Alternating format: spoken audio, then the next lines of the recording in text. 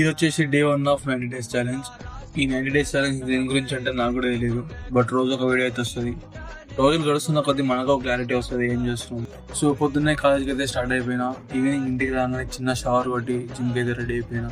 Actually 2 bananas తిని జిమ్కి అయితే వెళ్ళిపోదాం అనుకున్నామమ్మ, బట్ మా మమ్మీ చేసిన చారు నన్ను లాగేసింది. అంటే కొంతమంది సాంబార్ ఏదో ఒకటి అంటారు, ఏం చేస్తుంది ఇంకా అదైతే తినేసి జిమ్కి అయితే స్టార్ట్ అయిపోయినా.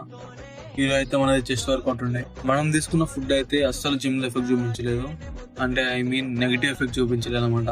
మంచి ఇంటెన్స్తోనే వర్కౌట్ చేసిన. ఇంటికి వచ్చినాక అస్సలు ఒప్పుకోలేదు. మమ్మీకి అయితే ఎగ్స్ బాయిల్ చేసి అని చెప్పిన. అండ్ ఇప్పుడు అసలైన టాస్క్ ఉంటుంది మనకు. స్కిల్స్ మీద వర్క్ చేయాలా, లేదా చదవాలా, లేదా రాయాలా, లేదా రీల్స్ చూస్తూ టైంపాస్ చేయాలా, లేకుంటే ఇవన్నీ పక్కన పెట్టి బాడీకి రెస్ట్ చేయాలా, ఏం చేయాలి అసలు అర్థం కాదు. సో ఈరోజు నైట్ ఏం చేశాను అనేది నెక్స్ట్ వీడియోలో చెప్తా.